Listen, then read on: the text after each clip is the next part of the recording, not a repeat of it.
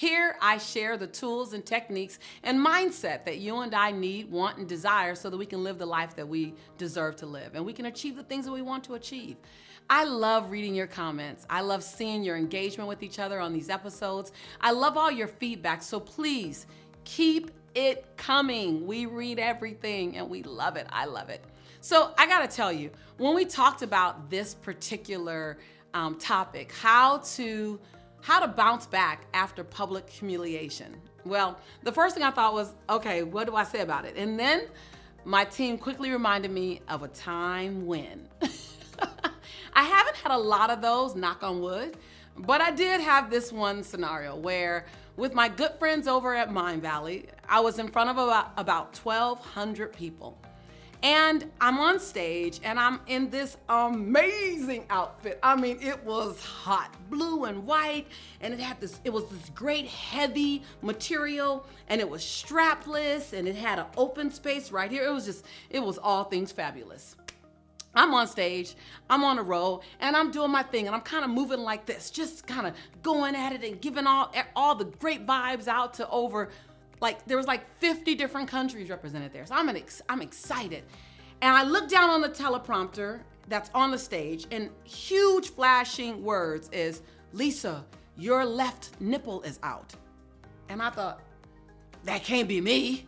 I'm sure they're not talking to me. That's like a typo. And so I keep going, and then that same message begins to flash. Dude.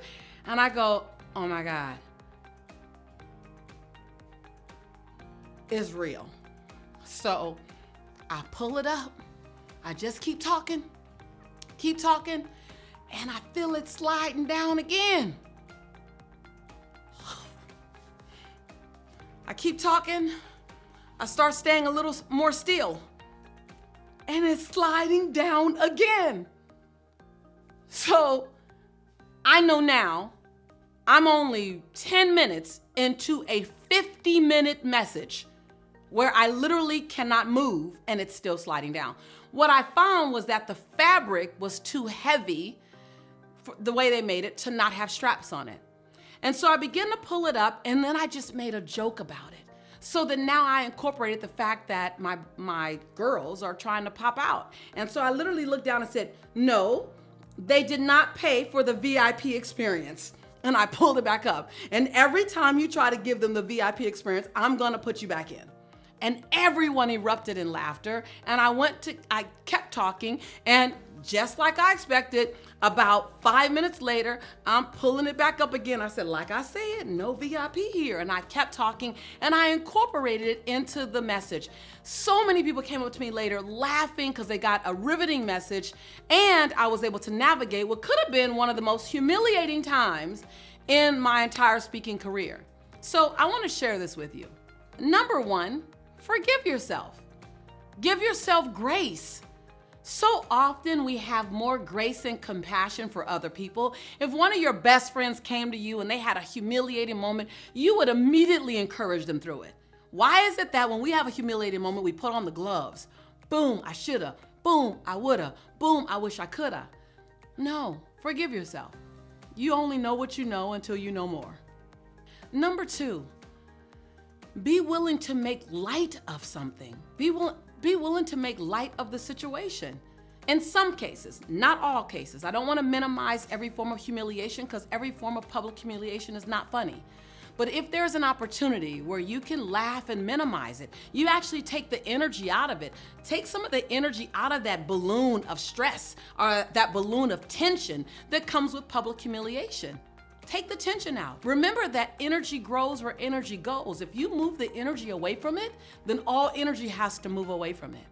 Allow yourself and give yourself permission to make mistakes. See, it's only when we stand inside of perfection that we're expected to make no mistakes. What I love most about Oprah, I love so many things about her, but one of the things I love most about her is that she allowed us to see her humanity. The entire 25 years that she was on air, she allowed us to witness her humanity. So she had permission to make any mistake or just to be human. Not that she made a lot, but if she did, we were gonna love her through it. And so give yourself permission to navigate through a journey that's gonna have a full experience. Those that are great and those that are learning lessons and those that might have been humiliating at times. Be okay with that. And the third thing is learn the lesson. What's the lesson I learned? Don't wear strapless on stage. Like, learn the lesson. There's a lesson in anything. There's a lesson in everything. The other lesson I learned is that when I give myself permission to laugh at me, other people will laugh with me. What could have been devastating to me in front of one of the most important audiences in my community, definitely in front of the audience that shares on social media the most. In fact, now it's a great memory. So if you ever find yourself feeling humiliated in the public's eye, remember, one, to find the way to navigate out of it starts with forgiveness, compassion, and empathy for you and even for those judging you. Give yourself permission to make mistakes publicly, and then look for the lesson in everything. Now, I've gone back many a times and looked at the footage. Thank God my friends at Mind Valley actually cut the part out where my girls were out, but they kept in a lot of those other funny moments when I talked about it. I enjoy it.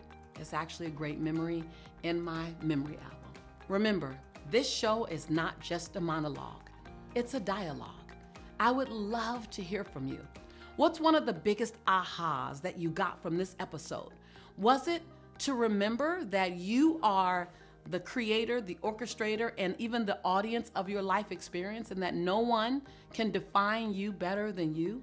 And that when you give yourself permission to bounce back from either public humiliation or private humiliation, or a version that you called humiliation, that you give yourself permission to fly and soar? Was it recognizing that you can play bigger and leap bolder because of the fear of being humiliated? Now you can release yourself of that. What was the lesson you learned? What was the aha that you got? Leave a comment below. I want to hear from you. Your words, your opinions, your experiences are important to me. Be sure to subscribe if you haven't already done so. I want you in the tribe. And look out for more delicious, dynamic dialogue, because that's what we're going to have in the future. After all, this is your home, and we are your tribe. And I am always going to be your sister in prosperity and in possibility. And every single time you hear me say, I believe in you and I love you, it's for one reason. I could say many things, but I want you to hear that I believe in you. And I want you to hear that I love you, because I do. I'll see you real soon. Ciao. Ciao, Bella.